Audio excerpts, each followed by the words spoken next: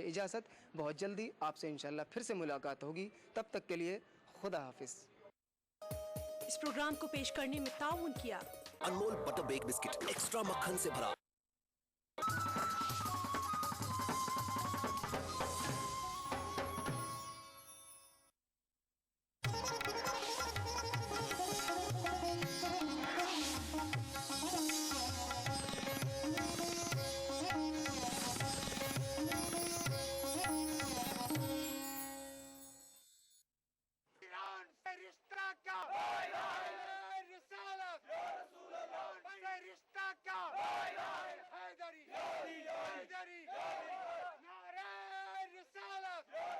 بسم اللہ الرحمن الرحیم۔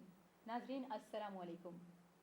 ناظرین، مقبوضہ فلسطین اور خاص طور پر قبلہ اول بیت المقدس کو درپیش مسائل سے متعلق ہم نے یہاں ایک مذاکرے کا اہتمام کیا ہے، جس میں ہمارے ساتھ اسٹوڈیو میں موجود ہیں جناب محمد ادیب صاحب، جو کہ مشہور مسلم رہنما اور ممبر پارلیمنٹ ہیں، اور اس کے علاوہ ہمارے ساتھ ہیں پروفیسر اختر الواسی صاحب، جو کہ پدم شری بھی ہیں، ماہر اسلامیات بھی ہیں اور ایک بہترین اسکالر بھی ہیں۔ تو چلیے آج کے مذاکرے کا ہم آغاز کرتے ہیں اور اپنا پہلا سوال جناب اختر الواسی صاحب سے پوچھتے ہیں۔ سب سے پہلے تو میں آپ دونوں کا ہی اپنے اسٹوڈیو میں خیر مقدم کرتی ہوں۔ شکریہ۔ اختر الواسی صاحب، یہ بتائیے کہ مشرق وسطی میں بحران، خاص طور پر فلسطین کے حوالے سے جو مسائل ہیں، اس کی اصل وجوہات کیا ہیں؟ دیکھیے، بات یہ ہے کہ وہ کسی نے کہا تھا کہ بدل جاتی ہے جب ظالم کی نیت، نہیں کام آتی دلیل اور حجت، کہ وہ قوتیں جنہوں نے اپنے گناہوں کا کفارہ ادا کرنے کے لیے اسرائیل کا قیام کیا، یعنی وہ قوتیں جو کہ یہودیوں کے پرزیکیوشن کے لیے یورپ میں ذمہ دار تھیں، انہوں نے اس کا انتقام، دلچسپ بات یہ ہے کہ مشرق وسطیٰ میں فلسطینیوں سے لیا، اسرائیل کا قیام کر کے۔ اور اس میں جو مزید پیچی، ایک تو یہ تھا کہ جو مسئلہ حل نہیں ہو پایا، اس کی وجہ ایک تو جو سامراجی تسلط تھا مشرق وسطیٰ میں، وہ دیر تک جاری رہا۔ دوسری بات یہ ہے، دوسری جنگ عظیم کے بعد جب اسرائیل وجود میں آ گیا تو ایک مشرق وسطیٰ کے خود ممالک کے اندر، عرب ممالک کے اندر جو ایک حریفانہ کشمکش تھی، وہ مصر کی اور سعودی عرب کی ہو یا کسی اور کی، اس کے نتیجے میں یہ مسئلہ بھی متاثر ہوا۔ دوسری چیز جو ہوئی وہ یہ کہ بہرحال اس وقت دنیا دو خیموں میں بٹی ہوئی تھی، ایک سوویت روس کا خیمہ تھا، ایک امریکہ کا تھا، لیکن اب دنیا جو ہے یک قطبی بن گئی۔ اب امریکی تسلط جو ہے وہ ساری دنیا پر ایک طرح سے ہمیں دیکھنے کو ملتا ہے۔ نتیجہ یہ ہے کہ خود امریکہ جو ہے، اس کے سرپرستی، اس کی حمایت کے بغیر اسرائیل کا وجود جو ہے وہ ایک دن نہیں رہ سکتا۔ اس لیے اسرائیل جو ہے وہ، اور اسرائیلی لوبی اور خاص طور سے صہیونی لوبی جو ہے، اس نے ایک طرح سے امریکی مفادات کو یرغمال بنا رکھا ہے اور اس کا وہ پوری طرح فائدہ اٹھا رہے ہیں۔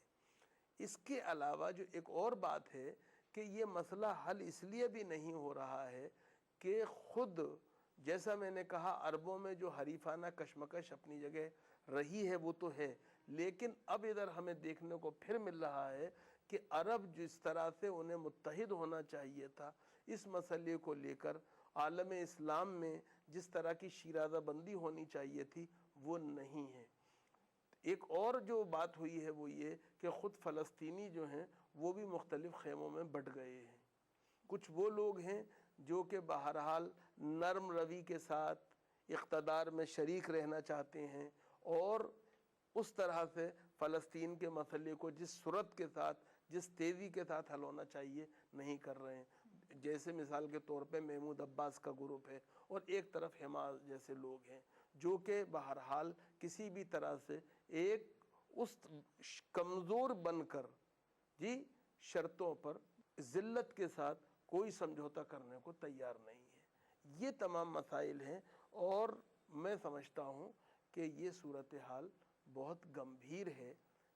دنیا کو ایک بات خوب سمجھ لینی چاہیے کہ دنیا میں اس وقت تک امن ناممکن ہے جب تک مشرق وسطیٰ میں امن نہیں ہے، اور مشرق وسطیٰ میں امن اس وقت تک ممکن نہیں ہے جب تک فلسطینیوں کو ان کا حق نہیں مل جاتا، ان کے علاقوں پر جو غاصبانہ قبضہ ہے وہ ختم نہیں ہو جاتا، اور قدس جو ہے وہ واپس نہیں مل جاتا۔ تو یہ تو تھے اختر الواسی صاحب، بہت بہترین جواب۔ مشرق وسطیٰ میں جو بحران ہے خاص طور پر فلسطین کے حوالے سے جو وہاں کے مسائل ہیں، اس کی اصل وجوہات کیا ہیں؟ دیکھیے، ابھی ڈاکٹر پروفیسر صاحب نے بہت تفصیل سے بات کی، جی میں اس میں دو باتیں اور جوڑنا چاہتا ہوں۔ ورلڈ وار کے بعد کی دنیا تھی، جو امریکہ اور دنیا کے لوگوں نے ایک تیر سے دو شکار کیے تھے، جی کیونکہ برطانیہ کی مقابلہ کوئی کرنے والی اگر کوئی تنظیم تھی یا حکومت تھی تو وہ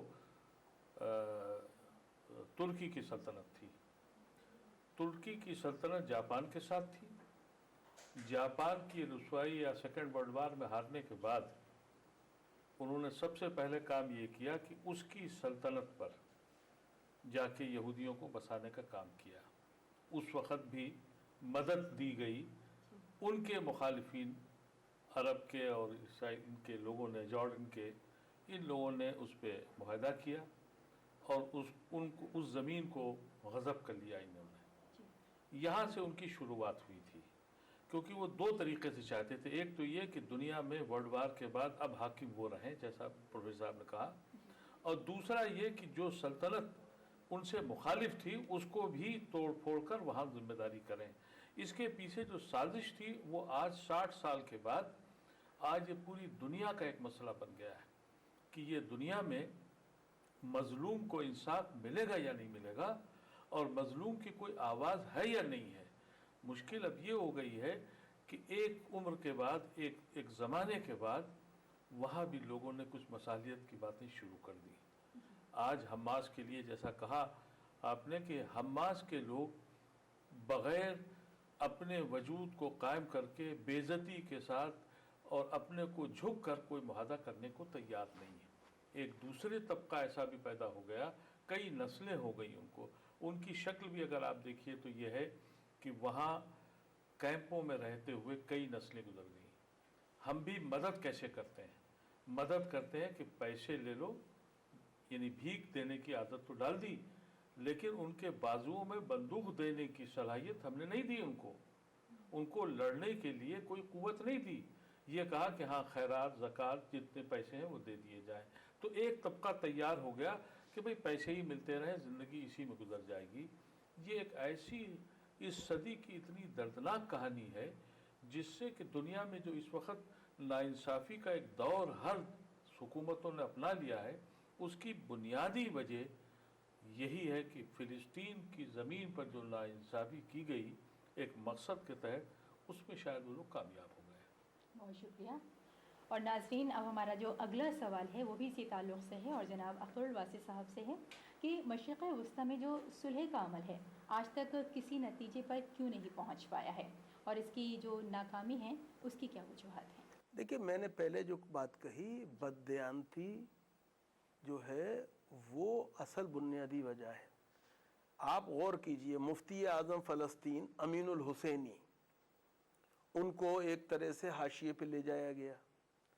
اس کے بعد الفتح کی صورت میں یاسر عرفات ابھر کے آئے اور باقاعدہ ایک PLO، ایک فیڈریشن بنی، وفاقی نظام بنا، مختلف جو فلسطینی جد و جہد کرنے والے گروپ تھے ان کا۔ جی، یاسر عرفات نے ایک مجاہد کے روپ میں زبردست لیڈر کے طور پر اپنے وجود کو منوایا، اس کا احساس دلایا، لیکن جب یاسر عرفات نے پستول کو الگ رکھ کر زیتون کی بالی اپنے ہاتھ میں لے لی اور امن کی بات کی، صلح کی بات کی، سمجھوتے کی بات کی، تو ان کا کیا حشر کیا گیا؟ بہت خوب جی، اور یاد رکھیے، جب آپ امن کے نقیبوں کے ساتھ جو آپ کی صلح کی دعوت پر آپ کے قریب آئے ہیں، ان کے ساتھ آپ یہ سلوک کریں گے کہ ناکہ بندی کر کے ایک طرح سے انہیں موت کے گھاٹ اتروا دیں گے، ان کے لیے ساری زندگی کے راستے مسدود کر دیں گے، اور بقول شاعر راستے بند ہیں سب کوچے قاتل کے سوا، تو پھر نتیجے میں کیا ہوگا؟ لوگ آپ پر کبھی یقین نہیں کریں گے۔ یہاں یہ بات دنیا پر واضح رہنی چاہیے کہ عرب عوام پوری طرح فلسطین کے مسئلے کے ساتھ ہیں، اور ہمیں نہیں بھولنا چاہیے کہ جو عرب اسپرنگ کی بات ہوتی ہے، عرب بہاریہ کی بات ہوتی ہے، اس میں حسنی مبارک کے جانے کی وجہ داخلی عوامل سے زیادہ غزہ کے سلسلے میں جو مصر کا رویہ تھا وہ تھا. تو عوام پوری طرح ساتھ ہیں، صرف بات یہ ہے کہ کیا حکومتیں جو ہیں وہ کوئی مشترکہ موقف اپنانے کو تیار ہیں یا نہیں ہیں، اس پر بھی بہت کچھ انحصار کرے گا. ہم یہاں بیٹھ کر ان کی اخلاقی مدد تو کر سکتے ہیں، لیکن فلسطینیوں کے کوز اور فلسطینیوں کے حقوق کی بازیابی کے لیے جو عرب دنیا ہے اس کو ایک مشترکہ اور متحدہ موقف اپنانا پڑے گا، اور صرف اپنانا نہیں پڑے گا، اس کو کے نفاذ کے لیے سرگرم عمل ہونا پڑے گا. ایران سے رشتہ کیا؟ رسالت سے رشتہ کیا؟ حیدری حیدری نعرہ رسالت.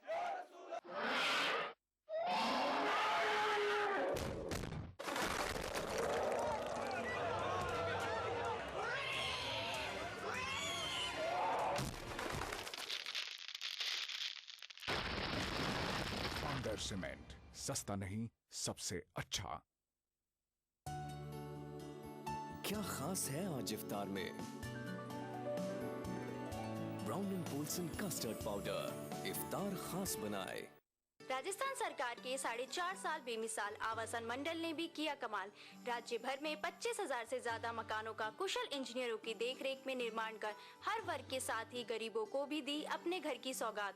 मंडल की हर कॉलोनियां सभी मूलभूत सुविधाओं से युक्त, हरे भरे पेड़ों से आच्छादित और प्रदूषण मुक्त. मकानों की गुणवत्ता को जांचने के लिए हर जगह परीक्षण केंद्र. आवंटी की समस्याओं के निदान के लिए बनाया नागरिक सेवा केंद्र. आवासन मंडल का यही है सपना, हर व्यक्ति का आवास हो अपना.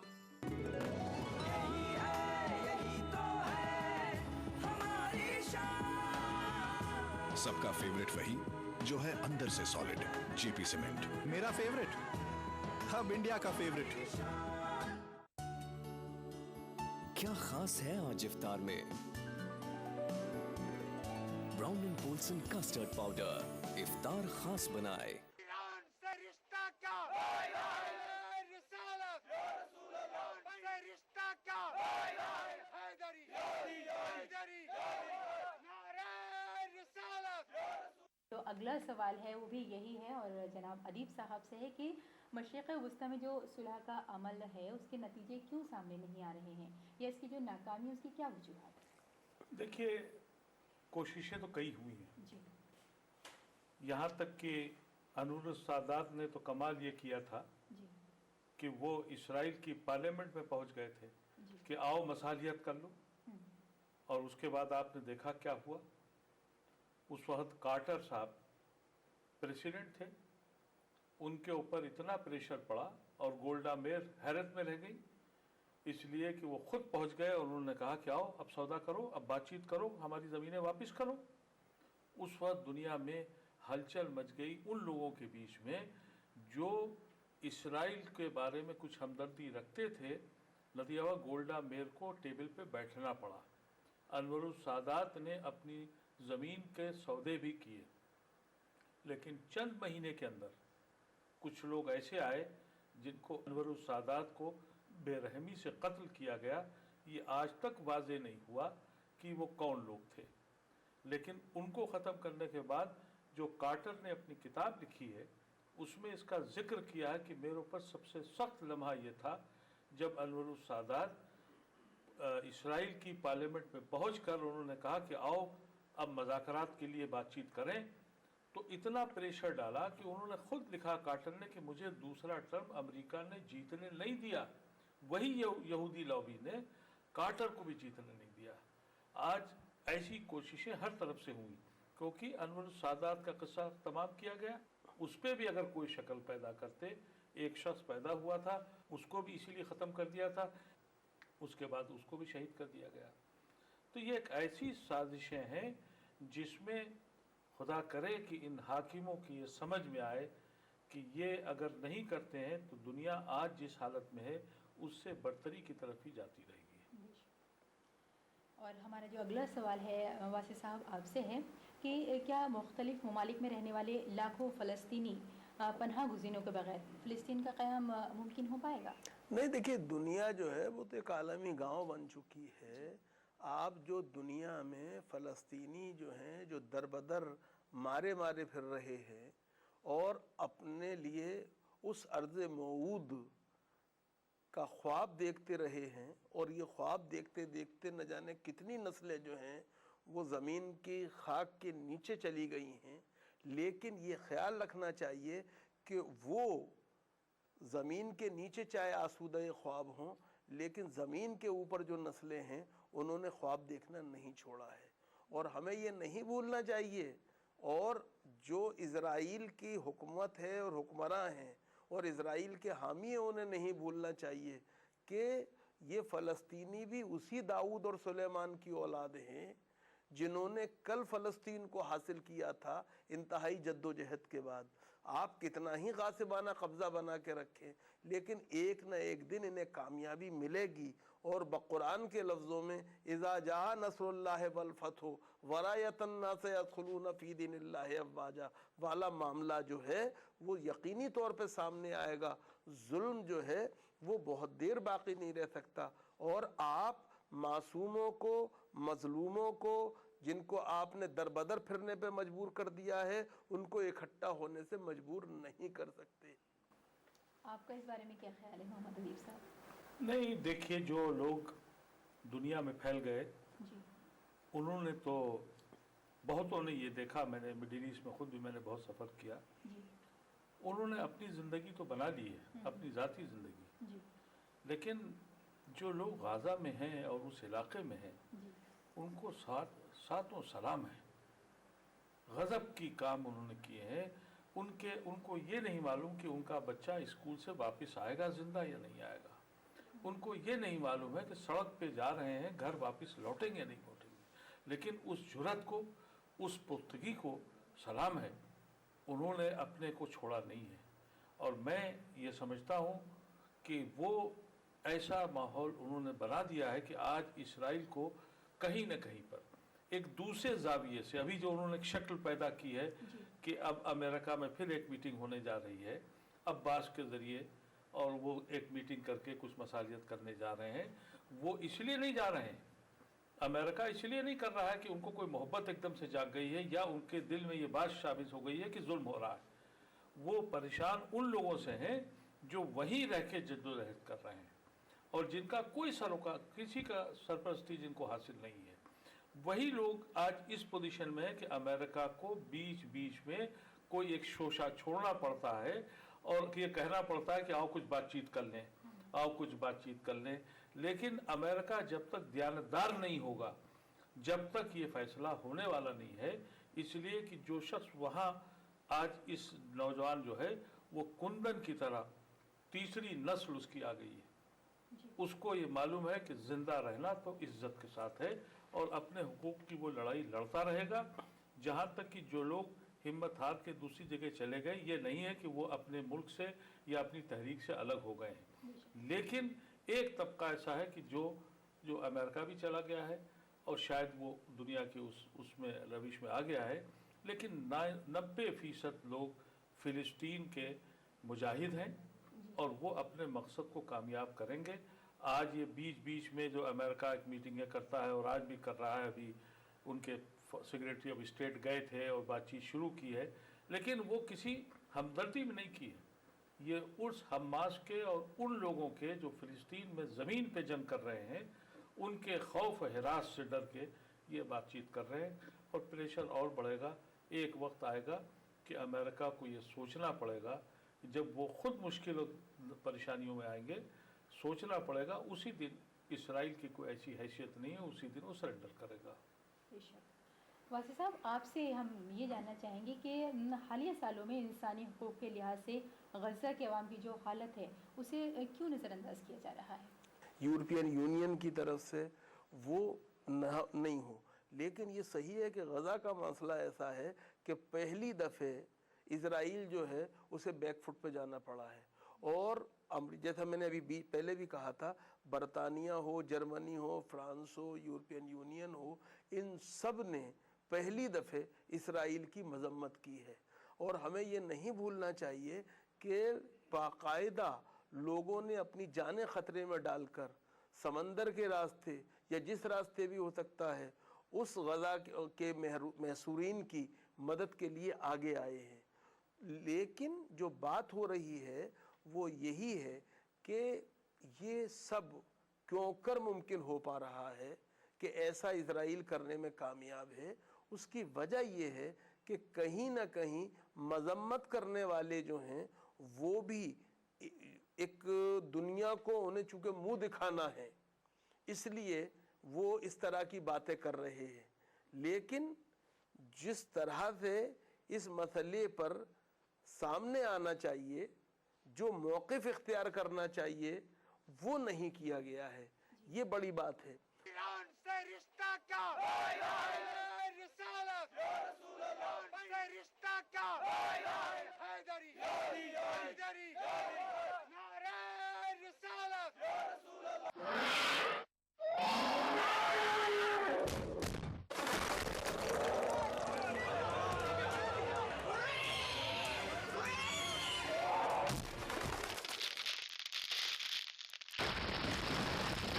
सीमेंट, सस्ता नहीं सबसे अच्छा. जहां सुरक्षा का हो काम, वहां सिर्फ एक ही नाम, कोयोलॉक्स. सुरक्षा आपकी, विश्वास हमारा, कोयोलॉक्स. क्या खास है आज इफ्तार में? Brown and Polson custard powder इफ्तार खास बनाए. Joint pain? Backache? Now only Nurament. Nurament, pain gone. नूरामेंट, 23 कारगर जड़ी बूटियों का करिश्मा, जोड़ों और बदन दर्द से तुरंत और लंबा आराम. नूरामेंट, Instant relief. याद रखिए, दर्द है तो नूरामेंट है ना. क्या खास है आज इफ्तार में? Brown and Polson custard powder इफ्तार खास बनाए. ایران سے رشتہ کیا؟ رسالت سے رشتہ کیا؟ حیدری حیدری نعرہ رسالت. بسم اللہ الرحمن الرحیم وبہ نستعین.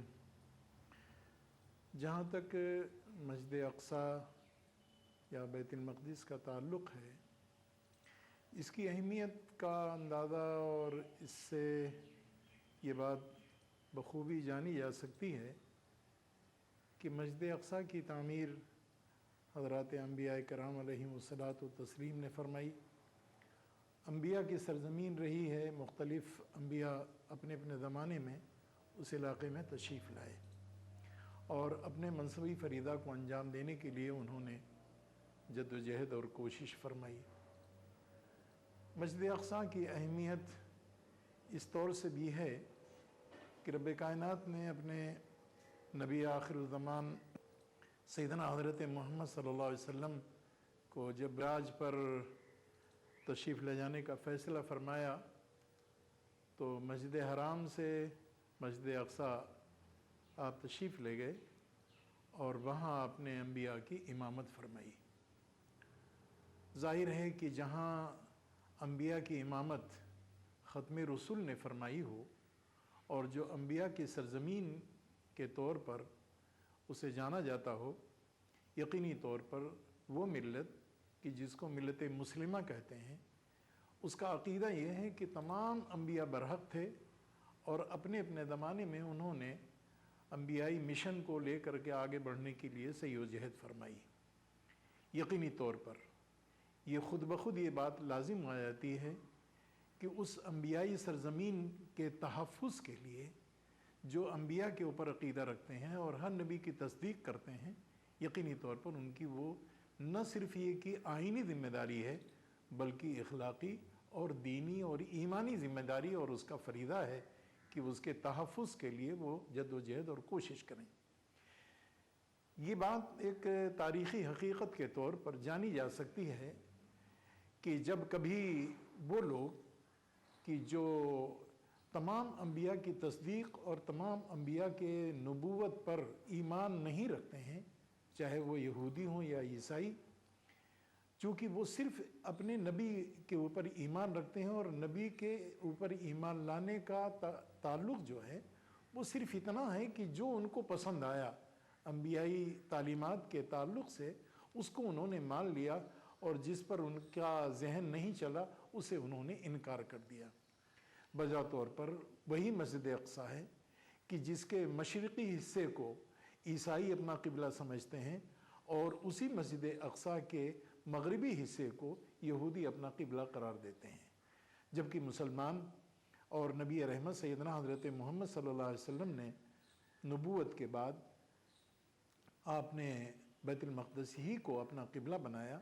हमारे नबी और अम्बिया ने जब उसको क़िबला बनाया तो यकीनी तौर पर हर मुसलमान की ये ईमानी ज़िम्मेदारी है कि उसके अहमियत को महसूस करे और जो लोग भी उसकी हैसियत को मजरूह करने के दरपे हैं वो यकीनी तौर पर इस बात के लिए हम मुकल्लफ़ हैं कि उसके तहफ़्फ़ुज़ के लिए हम जद्दोजहद करें। मैं अपने नाज़रीन और सामईन और अपनी मिल्लत मुस्लिमा के तमाम ही छोटे बड़े और अहले इल्म और आवाम से इसके मुकाबले में हमें जो अल्लाह तबारक तआला ने सआदत बख्शी है वो ये है कि जहाँ तक मस्जिद अक्सा क़िबले अव्वल का ताल्लुक़ है उसका एहतराम और उसके तहफ़्फ़ुज़ के लिए हम तदाबीर इख्तियार करें। तदाबीर के इख्तियार करने का जहाँ तक ताल्लुक़ है उसकी दो शक्लें हैं। एक शक्ल ये है कि मुस्लिम अवाम के दिल में उसकी अहमियत और अक़ीदत का जज्बा पाया जाता है। काश कि मुस्लिम हुकूमतों के सरबराह भी उसकी अहमियत को अगर महसूस करते और मुस्लिम अवाम के ईमानी जज्बा और मुस्लिम हुक्मरानों की सियासी और उनके इक़्तिदार की क़ुव्वत के नतीजे में उसके तहफ़्फ़ुज़ की तदबीर इख्तियार की जाती तो गासब करने वाले जारह किस्म के यहूदी उस पर अपना तसल्लुत कायम करने के लिए कभी हैकल सुलेमानी को नुकसान पहुँचाना, कभी उसके किनारे को खोद करके और इमारत को नुकसान पहुँचाने की कोशिश करना, कभी अल्लाह की बंदगी करने वाले मुसलमानों को वहाँ नमाज़ पढ़ने पर पाबंदी आयद कर देना, ये मुख्तलिफ़ किस्म की जो निहायती नामुनासिब किस्म की हरकतें हो रही हैं, इससे बात रखा जा सकता था। मैं क़ुर्ब जवार के मुस्लिम ममालिक अगर वो इस बात का तहिया कर लें कि हम अपने क़िबले अव्वल कि जिसका एहतराम हमारे नबी ने फरमाया था सल्लल्लाहु अलैहि वसल्लम, हम भी उसके एहतराम और तहफ़्फ़ुज़ का फ़रीज़ा अंजाम देंगे, ये हमारा ईमानी तकाज़ा है। तो यकीनी तौर पर यहूदियों को और सहयूनी ताकत रखने वाले लोगों को ये हौसला नहीं होता कि आज हम अपने क़िबले अव्वल के सिलसिले में कितने फ़िक्रमंद हैं और किस कदर हम उसके ताल्लुक़ से तशवीश के अंदर मुब्तला हैं। रह करके उनकी जानिब से शरारतें होती हैं और हमारी जानिब से सिवाय इसके कि हम कफ़े अफसोस मल के रह जाते हैं, बाकी हमें कोई करने का मौका नहीं मिलता है। इसलिए कि साहिब इक़्तिदार की जानिब से और मुस्लिम हुकूमतों की जानिब से जो काम करना चाहिए, काश कि अगर वो करते तो ये कैफियत पैदा नहीं होती। चंद एक ममालिक ऐसे हैं कि जिन्होंने उसकी हैसियत को मलहूज़ रखते हुए उसके तहफ़्फ़ुज़ के लिए दिन मनाते हैं, प्रोग्राम चलाते हैं, लोगों के शऊर को बेदार करने के लिए वो कोशिश करते हैं। जैसे कि ईरान है, वो उनके यहाँ बाकायदा इस बात की कोशिश की जाती है कि वो इस सिलसिले में लोगों के शऊर को बेदार भी करें और उसके लिए वो तदाबीर इख्तियार करें कि जिससे तहफ़्फ़ुज़ को यकीनी बनाया जा सकता हो।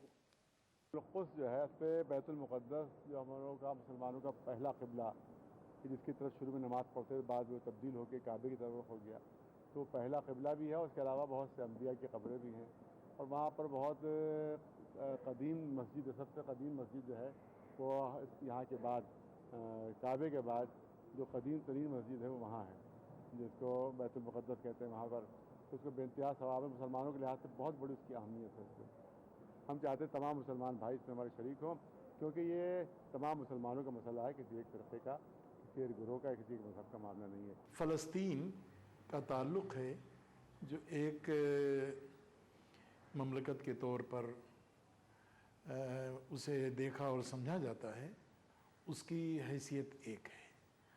جہاں تک اس بات کا تعلق ہے کہ مسجد اقصی اور بیت المقدس کا، تو وہ اس سے ہماری کچھ دوسری چیزیں وابستہ